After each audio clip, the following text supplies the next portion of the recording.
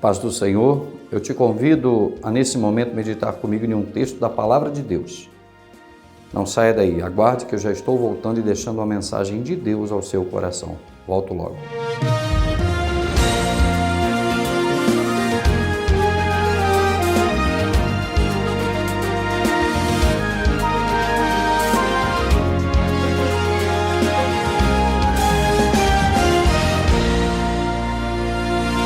Queria meditar com você em um texto da Bíblia Sagrada, que se encontra no livro de Apocalipse, no capítulo 3, versículo de número 11, onde a palavra de Deus diz: Eis que venho sem demora, guarda o que tens, para que ninguém tome a tua coroa.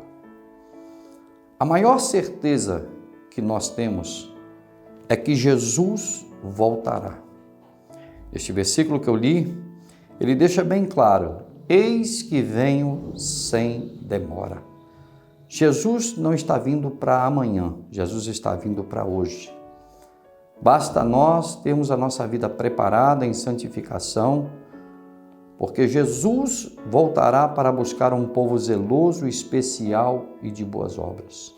Nesse versículo que eu li, eu vejo ele dando exatamente a hora em que ele há de vir. Quando Jesus vem, ele vem sem demora. Ele pode vir agora, antes de eu terminar de te entregar esta palavra de Deus, de deixar para você essa exposição bíblica. Jesus pode voltar talvez ao entardecer, ao anoitecer, ou entre a noite e a manhã desse mesmo dia. Jesus vem sem demora, e ele diz que ele vem e que nós devemos guardar aquilo que nós temos. E o que nós temos a ser guardado? O que Jesus nos adverte a guardarmos de forma tão precisa? Guardar a nossa fé, guardar a nossa convicção de que Jesus, ele deixou uma promessa. Muitas das vezes eu posso te fazer uma promessa, o seu melhor amigo, talvez alguém que vive tão constante do seu lado. Pode te prometer algo e pode não cumprir. Pode marcar um horário com você e pode te deixar esperando. Agora, esta promessa, ela não foi feita por um homem qualquer. Essa promessa quem fez foi o Filho de Deus, Jesus Cristo, o Salvador da humanidade. E Jesus nos adverte para que nós estejamos atentos, para que quando Ele retornar, Ele venha nos encontrar com a vida irrepreensível, santa, com as nossas vestes lavadas, para entrarmos no céu. A Bíblia, no Evangelho de Lucas, no capítulo 12, ela registra a história de um moço em que o seu campo produziu muito, produziu de forma abundante. Então, ele colocou um projeto para a sua vida. Ele disse: olha, eu não tenho aonde recolher tantos frutos, eu vou derrubar os meus celeiros. E ali eu vou construir outros celeiros maiores. Ali eu vou guardar todas as minhas novidades, ali eu vou guardar todos os meus bens, ali eu vou recolher tudo aquilo que é meu. E depois eu vou dizer para a minha alma: alma, tu tens em depósito para muitos dias, come, bebe e folga. E logo depois a parábola registra em que Deus chega aos ouvidos daquele homem e diz assim: louco, esta noite te pedirão a tua alma. E o que tens preparado? Para quem será? O que você tem preparado? Aonde está firmada a sua fé? Deus está falando comigo e está falando com você nesse momento. Jesus está te fazendo uma pergunta. Você tem ajuntado o tesouro na terra? E se você tem ajuntado o tesouro na terra, biblicamente eu posso te reprovar. Porque Jesus nos advertiu a não juntarmos tesouro na terra, onde a traça e a ferrugem tudo consomem. Mas Ele nos ensinou a juntarmos o nosso tesouro no céu, onde a traça não rói, a ferrugem não consome. E muitas das vezes nós temos um projeto de vida e é bom sonhar. Não estamos errados em fazer um projeto, em termos os nossos sonhos, porque todo mundo quer viver bem. Todo mundo precisa sonhar porque nós somos movidos pelos nossos sonhos. O errado é nós fazermos um projeto de vida somente para esta vida. Porque quando assim fazemos, nós nos esquecemos que a vida eterna, ela é muito maior, ela é muito mais especial. E o meu desejo é que você reflita nessa palavra, que você passe a partir de agora a juntar tesouro no céu, para que quando Jesus vier, ele venha te encontrar apto para ser arrebatado, para entrar no céu pelas portas e receber de Cristo a maior bênção, que é o direito da vida eterna. Que Deus te abençoe, que esta palavra possa mover o seu coração, em nome de Jesus. A paz do Senhor a todos.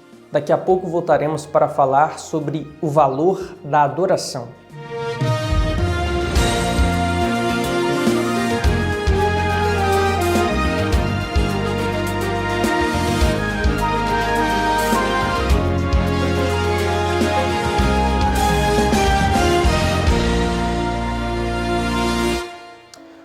João 4:23 diz assim: Mas a hora vem, e agora é, em que os verdadeiros adoradores adorarão o Pai em espírito e em verdade, porque o Pai procura a tais que assim o adorem.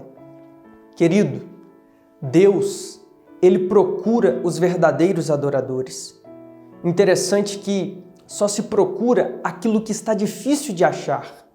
Se a Bíblia chega ao ponto de dizer que o Deus onisciente procura os verdadeiros adoradores, é porque está difícil de achar estes.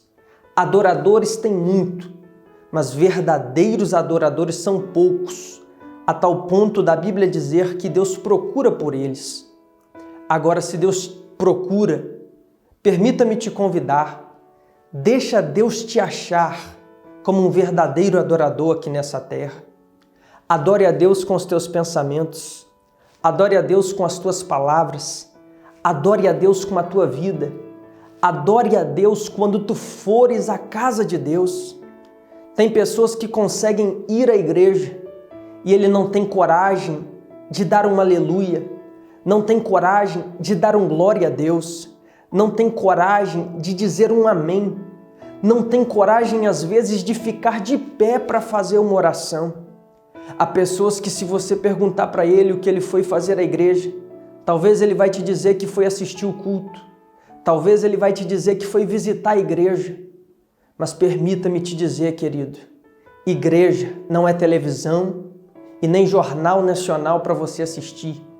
Igreja não é cemitério e nem hospital para você visitar. Igreja é lugar de você rasgar o teu coração, rasgar a tua alma, levantar a tua mão e adorar o único Deus que é digno de receber toda a honra e toda a glória. Tem pessoas que pensam que ir à igreja é o suficiente, que não precisa fazer mais nada. Mas entenda que ir à igreja é só parte do que você tem que fazer. Porque se você for ao trabalho e chegar lá, você sentar, cruzar o braço e não fizer nada, no final do dia o patrão vai te mandar embora. Porque não basta ir ao trabalho, você tem que ir ao trabalho e você tem que trabalhar. Assim também, querido, você precisa ir à igreja, mas você também precisa adorar a Deus. Não perca o teu tempo quando tu fores à casa do Senhor. Faça o que está no Salmo 100, verso 4. Entrai pelas portas dele com louvor e em seus átrios com hinos. Louvai-o e bendizei o seu santo nome. Deixa Deus te achar como um verdadeiro adorador aqui nessa terra. Amém. A paz do Senhor a todos. Eu queria te convidar a meditar comigo em um texto da Bíblia Sagrada e nesse texto eu tenho certeza que Deus vai falar ao seu coração. Deus, ele vai fazer uma pergunta para você. Ele quer saber para você: quem é Jesus? E esse é o título da nossa mensagem e eu volto já já para deixar essa palavra de Deus ao seu coração.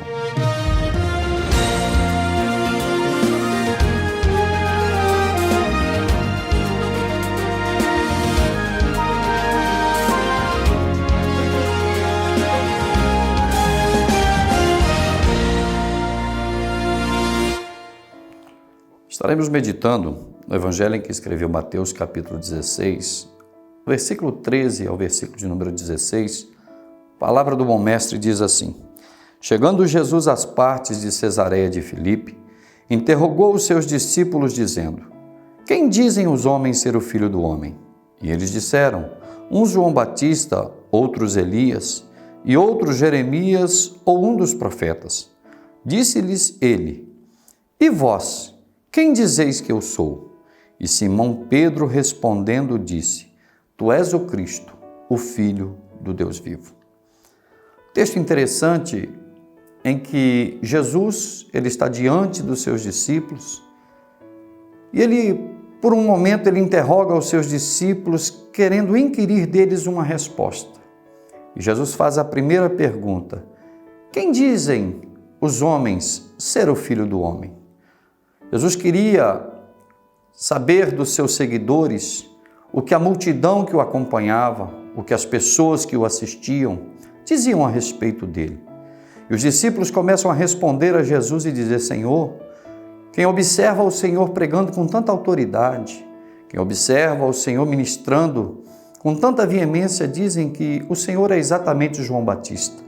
Outros observam o Senhor com tanta virtude, com tanto poder, e dizem que o Senhor é Elias. Alguns outros observaram o Senhor lamentar sobre Jerusalém, e quando o Senhor lamentou sobre Jerusalém, diziam que o Senhor é Jeremias.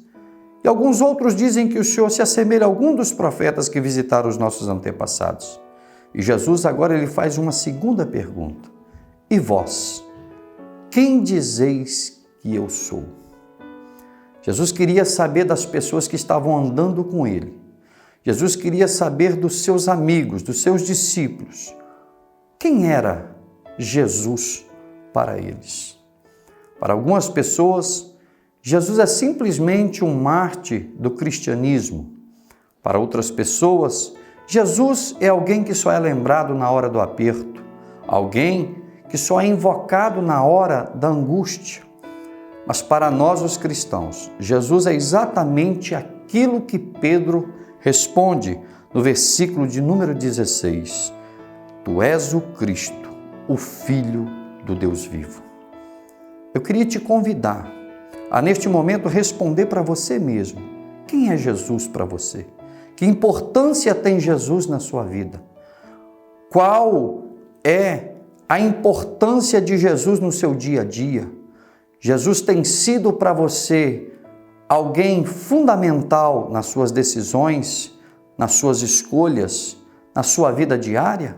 Ou Jesus é simplesmente alguém que você se lembra na hora do aperto?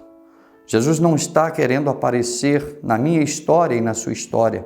Jesus não está querendo simplesmente fazer parte da minha vida e da sua vida na hora da angústia, na hora do aperto. Jesus, ele quer cuidar de nós a todo instante, a todo momento. Ele quer trazer sobre nós a sua bênção. Ele quer trazer sobre nós a tua paz, o teu amparo e a tua bênção. E Jesus, neste momento, ele está fazendo uma pergunta para você: quem é Jesus para você? Que importância tem Jesus para a sua vida?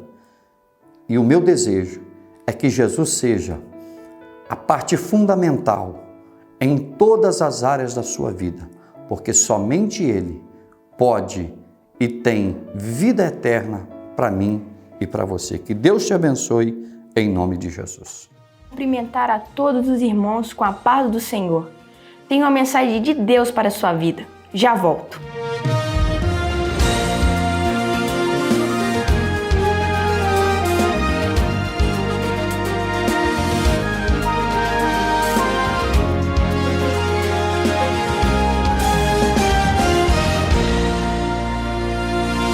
Vou ler em Jeremias, capítulo 1, versículos 5 a 8. Antes que te formasse no ventre te conheci, e antes que saísses da madre te santifiquei. As nações te dei por profeta. Então disse eu: Ah, Senhor Jeová, eis que não sei falar, porque ainda sou um menino. Porém disse-me o Senhor: Não digas, eu sou um menino, porque a todos a quem eu te enviar irás, e tudo quando te mandar falarás. Não tema diante deles, porque estou contigo para te livrar, diz o Senhor. Meus irmãos, nessa passagem vemos o Senhor falando para Jeremias que ele havia sido escolhido. E o Senhor fala que para as nações deu ele por profeta. Mas Jeremias falou: Senhor, eu não sei falar porque ainda sou apenas um menino. Ele não se achava capaz, mas o Senhor falou que não era para ele temer, porque o Senhor era com ele. Podemos ver isso também com Moisés, quando o Senhor, por meio daquela sarça ardente, falou com Moisés que tinha escolhido ele. Ele falou: Senhor, eu não sei falar porque sou pesado de língua. Ele também não se achava capaz, mas o Senhor escolheu ele. Observamos outra passagem também, se tratando de Davi. Quando o profeta Samuel foi à casa de Jessé, o belemita, todos os irmãos dele estavam ali, menos Davi. Talvez eles pensaram: o Davi não tem chance de ser ele, Davi não vai ser. Mas o Senhor tinha um propósito com Davi, o Senhor tinha escolhido Davi. Meus irmãos, o que nós podemos ver com isso? Com essas histórias que eu acabei de citar. Muitas vezes, meus irmãos, nós não somos capazes. Muitas vezes eu não sei falar, às vezes você não sabe. Mas quando o Senhor nos chama, como Ele nos chamou, Ele nos capacita. Quando o Senhor nos escolhe, mesmo que a gente não seja capaz, Ele nos capacita. O Davi era o menos provável da casa de seu pai, porque vemos que todos os irmãos dele estavam ali, menos ele, mas o Senhor escolheu ele. Jeremias falou que ele não podia falar porque ele era apenas um menino, mas o Senhor o escolheu. Meus irmãos, quando o Senhor nos chama, não há empecilho para que Ele possa agir. Quando Deus quer fazer, meus irmãos, não há problema em nós, porque Ele nos capacita, meus irmãos. Então, se o Senhor te chamou para pregar, estude, porque Ele vai te usar. Se o Senhor te chamou para cantar, ensaie, porque Ele vai te usar. Se o Senhor te chamou para orar, ore, porque Ele vai te usar. Não veja empecilhos em você, não veja que você não é capaz, mas veja que o Senhor te capacita. Assim como Ele capacitou Davi, Ele pode te capacitar. Assim como Ele capacitou Moisés, capacitou Jeremias, Ele pode nos usar para fazer a obra dele. Então, meus irmãos, que nós possamos ser usados pelo Senhor, porque mesmo que a gente não seja capaz, Ele nos capacita. Amém. Eu quero cumprimentar todos com a paz do Senhor. Você que está aqui ouvindo sempre conosco no canal Palavras que Edificam, eu tenho uma palavra de Deus para você e já volto.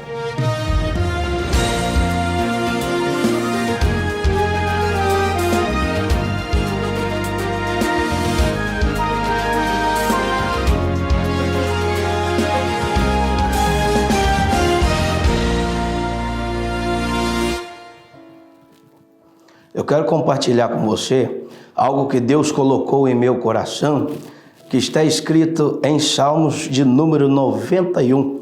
A palavra de Deus, ela vai dizer assim, que aquele que habita no esconderijo do Altíssimo, à sombra do Onipotente descansará. Amados, nós já ouvimos muitas vezes esta palavra, e sempre que ouvimos, nós lembramos que existe um esconderijo. Alguém pode usar para deixar na sua cama, deixa em cima de um móvel, mas nós, servos do Senhor, usamos esta palavra como um modo de vida, porque nós, servos do Senhor, nós temos uma segurança naquele que nos chamou. E o salmista vai expressar assim: aquele que habita no esconderijo. Então nós entendemos bem que aquele que habita, ou seja, todo aquele que faz morada no esconderijo. Então entendemos bem que o esconderijo tem um dono.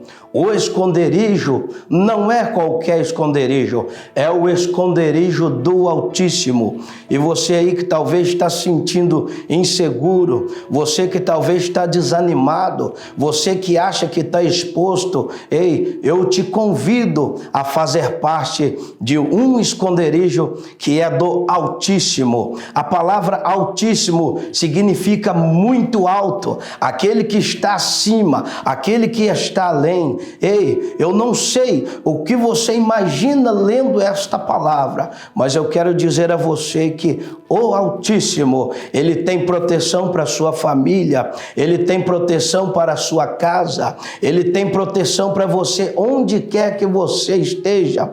Nós não temos assim como afirmar quem escreveu este verso, mas nós podemos ter uma certeza, é uma palavra de Deus para que você possa se sentir seguro. E o salmista expressa que aquele que habita no esconderijo do Altíssimo, a sombra do Onipotente descansará.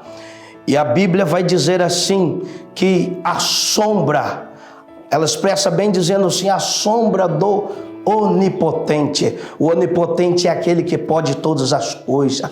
O Onipotente é aquele que nada limita o seu poder. E para você estar na sombra dele, só temos como estar na sombra de algo ou de alguém se estivermos próximo a ele. Então eu quero deixar aqui um conselho para você. Achega mais perto do Senhor. Achega mais perto do Deus maravilhoso, o Deus da igreja, o Deus que tem nos sustentado, e assim você encontrará descanso. Muitos já não têm mais descanso. Ele procura refúgio, ele procura abrigo e se sente inseguro. Ei, este abrigo, ele pode te proteger das coisas que estão por aí devastando as famílias, devastando os princípios bíblicos. Este abrigo é o esconderijo do Onipotente, do Senhor dos Exércitos, e que Deus possa sim abençoar a tua vida em nome de Jesus.